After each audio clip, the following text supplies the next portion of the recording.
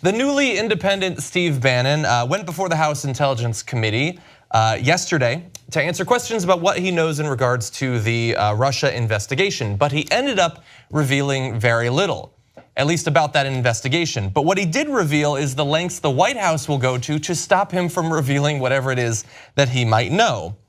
So we do have some information about what's going to happen in the future, but we're also interested in why it is that he revealed as little as he did on yesterday's testimony before that House committee. So we're going to start off with Trey Gowdy talking about his personal frustrations with Steve Bannon's unwillingness to answer any questions. We spent the first half of the day trying to understand what in the world he was talking about with executive privilege. His version of executive privilege is it covers the transition, it covers the time he was at the White House, and it covers time in memorial. That is no one's definition of executive privilege. So we spent several hours trying to figure out just what the heck he was talking about. And then in the afternoon, we had to dodge around these three categories that are apparently off limits. Now, Bill, keep in mind, this is the same person who accused two of the president's family members of committing treasonous acts. So of course we're going to want to cross-examine him on what he thinks was treasonous. But if everything's off limits, that's a really short conversation. All right, guys, we're going to talk about the substance in a second, but I just want to congratulate Trey Gowdy for joining a boy band.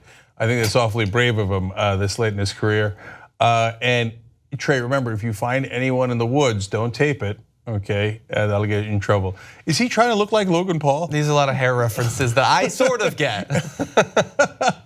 Yeah, the hair was interesting. Maybe he ran to make that interview, I don't know. Yes. I've had hair troubles of my own. Okay, now, putting aside nonsense, Trey Gowdy on the right side of an issue. When's the last time that happened? He's generally right. These are ridiculous excuses. The thing that I'm most concerned about is that you've got the president getting the questions in real time. So it's not just that Bannon's not answering the questions. His lawyers then feeding those questions back to the White House so they could prepare for the next witnesses and know what's being asked. And I think that's deeply problematic. And look, giving Gowdy more credit here, and literally the first time I've ever done that, it's not just that he's mad at Bannon, that's a layup, that's easy in Republican circles today.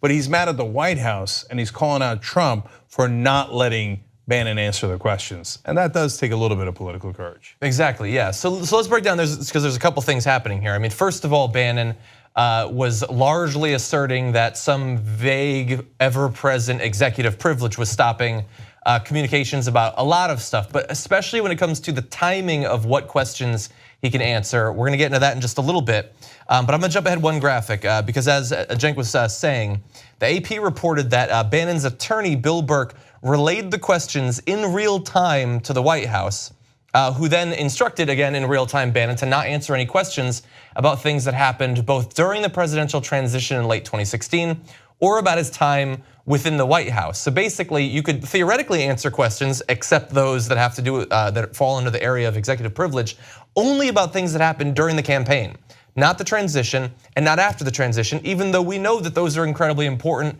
time periods that of course they're going to look into. Now what's interesting is that Bill Burke, serving as Bannon's attorney in this case, is also representing Don McGahn, one of the lead White House attorneys. And so it might be that this is a way to preemptively protect one of his other clients who could also be called in to answer questions at some point. This was described by Representative Adam Schiff, Democrat of California, as effectively a gag order by the White House because of how broad the protections they were asserting would be. Now, what's interesting is that we also find out, if we could jump back to graphic 5, that Steve Bannon has struck a deal with Robert Mueller's team. We had previewed earlier this week that he would be going before Robert Mueller's investigation, not just the House Intelligence Committee, but also the special counsel. But we find out now that he has got a deal to be interviewed by prosecutors instead of testifying before the actual grand jury, according to someone with information about the process. So I was a little frustrated that none of the reporters clarified whether it was under oath or not. If he's testifying in front of the grand jury, clearly under oath, and then he would be held responsible for that if he were to lie during that testimony. To prosecutors, I assume it is, but I'm not positive, and that might be why they struck that deal So maybe that it's not under oath, but he does have to be forthright with the prosecutors. Otherwise, they could then bring him to a grand jury and take other actions against him. But that's really good news. So he answered basically no relevant questions to the House. But the fact that the special counsel is going to get to have him not be able to use executive privilege and answer questions as forthright as Steve Bannon can be, although from time to time, as we saw in Michael Wolff's book, he can be pretty forthright. Yeah. So we'll see if that winds up in any kind of fruitful information for the special counsel. Yeah. Although we do have to acknowledge, as we have before, that while Steve Bannon obviously very close with Donald Trump, and so it's possible that by his proximity for quite a while that he would have picked up something.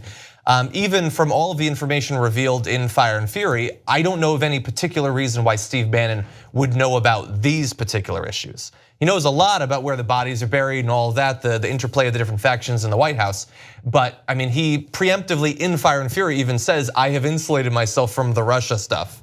So it's possible that he doesn't have any information. Right, and certainly he seems to be indicating that and will go through great lengths to indicate that. And this might be funny, but I kind of believe him because Bannon, for all of his heinous actions and beliefs, is one of the rare people who was actually intelligent in the Trump White House.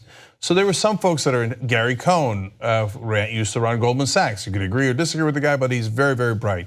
Bannon is bright. So the minute he sees Russian shenanigans, he's like, I don't want any piece of that.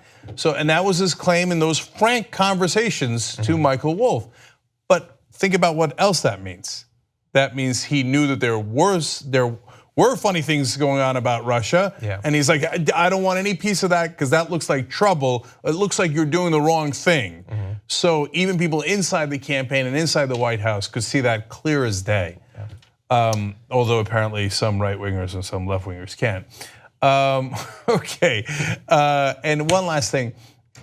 White House official weirdly bragging to reporters that they told Bannon, quote, hey, pump the brakes. I don't think that's a thing you should be bragging about, that hey, we got one of the witnesses to obstruct justice in front of the House Intelligence Committee.